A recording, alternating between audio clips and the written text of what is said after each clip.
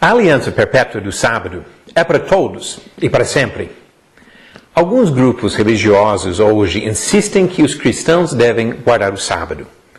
O descanso do sétimo dia, ordenado, sim, por Deus, no Antigo Testamento. Às vezes eles usam trechos como Êxodo, capítulo 31, versículo 16 e 17.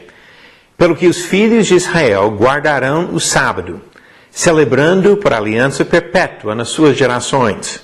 Entre mim e os filhos de Israel é sinal para sempre. Porque em 6 dias fez o Senhor os céus e a terra, e ao sétimo dia descansou e tomou alento. Ele fala aqui de celebrar uma aliança perpétua. Mas também diz que era uma aliança entre ele e os filhos de Israel. Agora, como que nós devemos olhar para um versículo como este? Parece simples e claro. O sábado é uma aliança perpétua. E se é uma aliança perpétua, obviamente deve ser guardada para sempre por todas as pessoas. Mas antes de trazer a lei do sábado para os dias de hoje, vamos considerar alguns fatos. Eu quero citar 4 fatos importantes sobre essa questão. Primeiro, a lei do sábado foi dada aos filhos de Israel, descendentes físicos de Abraão, Isaque e Jacó. Lembra do que eu acabei de ler de Êxodo 31? E pode ver também, capítulo 35, de 1 a 3, Neemias, capítulo 9, do versículo 7 a 15. Esses trechos mostram que a lei do sábado foi dada aos israelitas. Não foi uma coisa dada a todos os seres humanos. Segundo fato, perpétua nem sempre significa eterna. Uma pesquisa sobre o uso da palavra perpétua no Antigo Testamento mostra que ela muitas vezes escreve coisas que iam permanecer por muito tempo, mas não para todas as épocas. Israel ia possuir perpetuamente a terra prometida. Veja Gênesis 17, versículo 8, e 1 Crônicas 16, versículos 15 a 18. Mas ela perdeu a terra por causa da rebeldia. A circuncisão foi dada como aliança perpétua, em Gênesis 17, versículo 13. Mas ela foi anulada por Deus posteriormente. No Novo Testamento, em Gálatas capítulo 5, ele comenta especificamente sobre a circuncisão, mas fala em geral sobre a lei do Antigo Testamento. Ele diz, Gálatas 5, do versículo 1 ao 6, para a liberdade foi que Cristo nos libertou. Permaneceis, pois, firmes, e não vos submetais de novo a jugo de escravidão. Eu, Paulo, vos digo que se vos deixar de circuncidar, Cristo de nada vos aproveitará. De novo, testifico a todo homem que se deixa circuncidar, que está obrigado a guardar toda a lei. De Cristo vos desligastes, vós que procurais justificar-vos na lei. Da graça decaístes. Porque nós, pelo Espírito, aguardamos a esperança da justiça que provém da fé. Porque em Cristo Jesus nem a circuncisão, nem a incircuncisão tem valor algum, mas a fé que atua pelo amor. Mas Gênesis 17, versículo 13, falou de uma aliança perpétua, falando sobre a circuncisão. Outro exemplo. Vários sacrifícios, ofertas e cerimônias foram obrigações perpétuas. Leia Êxodo 25, versículo 30, Êxodo 29, versículo 28, Levítico 24, versículos 8 e 9, 2 Crônicas, capítulo 2, versículo 4. Todos esses trechos falam de sacrifícios e cerimônias perpétuas. Mas essas coisas não têm lugar no Novo Testamento. Hebreus, capítulo 10, versículo 1, o autor disse: ora, visto que a lei tem sombra dos bens vindouros, não a imagem real das coisas, nunca, jamais pode tornar perfeitos os ofertantes com os mesmos sacrifícios que ano após ano, perpetuamente, eles oferecem. Ofertas foram dadas aos descendentes de Arão, como direito perpétuo. Números capítulo 18, versículo 19. Mas esse sacerdócio não existe mais. O sacerdócio da casa de Eli era perpétuo, mas foi interrompido por Deus, em 1 Samuel 2, versículo 30 e 31.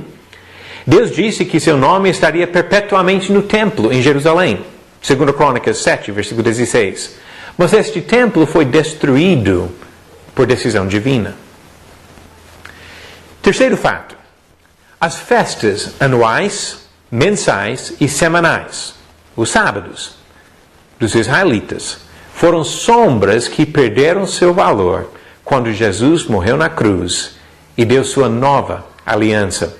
Em Colossenses capítulo 2, começando no versículo 13, ele enfatiza a eficácia do sacrifício de Jesus na cruz. E depois de falar desse sacrifício que Jesus fez, no versículo 15 ele diz: e despojando os principados e as potestades, publicamente os expôs ao desprezo, triunfando deles na cruz. Ninguém, pois, vos julgue por causa de comida e bebida, ou dia de festa, ou lua nova, ou sábados, porque tudo isso tem sido sombra das coisas que haviam de vir. Porém, o corpo é de Cristo. Agora o quarto fato. No Novo Testamento, os cristãos se reuniam no primeiro dia da semana para participar da ceia do Senhor, conforme diz Atos capítulo 20, versículo 7. Aqui relata uma parte da terceira viagem de Paulo. Ele estava já a caminho de volta para a região da Judeia, e no capítulo 20, versículo 7 diz: no primeiro dia da semana, estando nós reunidos com o fim de partir o pão, Paulo, que devia seguir viagem no dia imediato, exortava-os e prolongou o discurso até a meia-noite.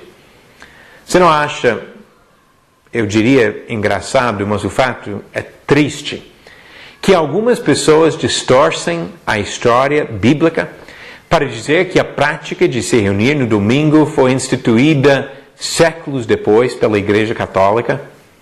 O fato é que já no Novo Testamento, no livro de Atos, os cristãos se reuniam no primeiro dia da semana.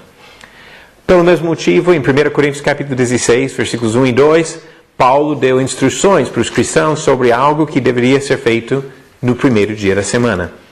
Ele disse: quanto à coleta para os santos, fazei vós também como ordenei às igrejas da Galácia. No primeiro dia da semana, cada um de vós ponha de parte em casa, conforme a sua prosperidade, e vá juntando, para que se não façam coletas quando eu for.